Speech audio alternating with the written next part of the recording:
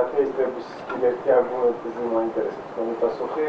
აი თეოდიცეის ვარიანტი რომ თუ არსებობს ღმერთი რატომ არის ამდენი სიბოროტე დედამიწაზე რატო იტანჯებიან ბავშვები რატო ხდება ომები რატო არსებობს ამდენი სიბოროტე სადაც თქვენი ღმერთი აი ამაზე თქვენი რა არგუმენტი შეუძლია მოვყვანოთ ჩვენ ქრისტიანებმა ეს არის ცნობილი არგუმენტი ათეისტების ესეთი კოზირი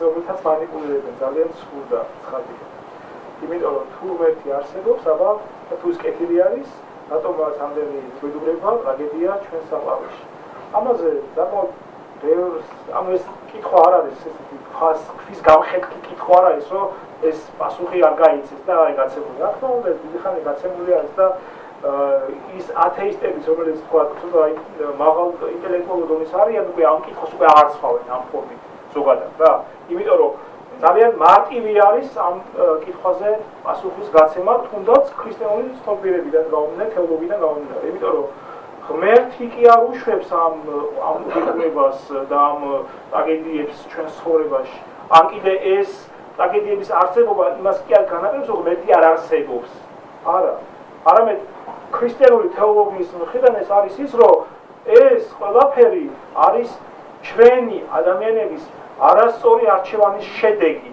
და ამ შედეგების დავთესებ იმას ვიმკით ჯერ კიდევ 64-ში ანუ ეს არის სწორედ იგივე ეკოლოგიური გარესამყაროს დაბინძურება გაუარესება ეკოლოგიის ეს ყველაფერი ღმერთის ბრალი კი არა ეს და ღმერთი არ არსებობს ამის გამო არის არა ეს არის ჩვენი ადამიანების ნამოქმედარი შედეგი არის ანუ ის ბოროტება ის უბედურება ეს ტრაგედიები რაც სამყაროში ომები სხვა ჭირი და უბედურებაც არსებობს ეს არა ღმერთის შექმნილი არამედ ჩვენი არასწორი მოღვაწეობის ცხოვრების არჩევანის ფაქტის კონსტატირება არის სამწუხარო და ღმერთს ეს ყველაფერი რა თქმა უნდა არ შეუქმნია ანუ ბოროტების პრობლემა როგორც ასეთი ეს მართლაც არის საუკეთესო კოზირი ათეისტების ხელში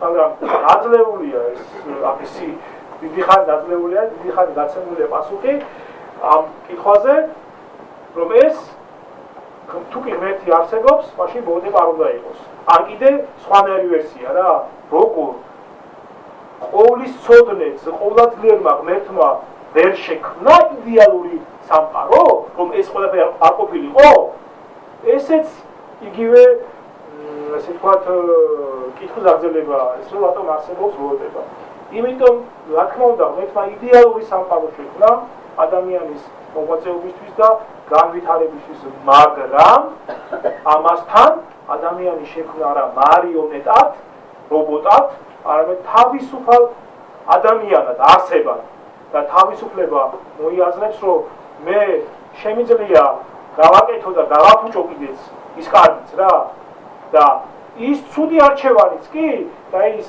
ნეგატიური ჩვენი მოღვაწეობაც კი დედამიწის ზურგზე არის თავისუფლების გამომხატველი და მე მიანიშნები რომ თავისუფალი არის მაშინ თქვათ რომ რატომ შექმნა ღმერთმა თავისუფლება ეს უნდა ვთქვათ მაშინ ანუ რატომ არ შევიქმნით რაღაცა რობოტება თქვათ რომ დაპროგრამებულ არსებებად რომ შენ ეს უნდა გააკეთო შენ იქ უნდა წახვიდე აქ მოხვიდე უნდა გამრავდე უნდა იყო ბედნიერი და ასე შემდეგ ეს იქნებოდა კარგი მდგომარეობა თუ ის რომ შენ ხარ მეც მიმსგავსებული არსება და შენ განაგებ შენ ცხოვრებას და თუნდაც რომ ის შენი არჩევანი იყოს ნეგატიური შენ ამ არჩევანში თავისუფალი ხარ და შენი ფუნდამენტური ღირსება რაც არის ნებელობის თავისუფლება და მოაზროვნეობა თუნდაც ცუდად რო იყენებ მაინც იყენებ თავისუფალი ადამიანი ამ ნეგატიური არჩევანის გამოისობით ჩვენ რა თქმა უნდა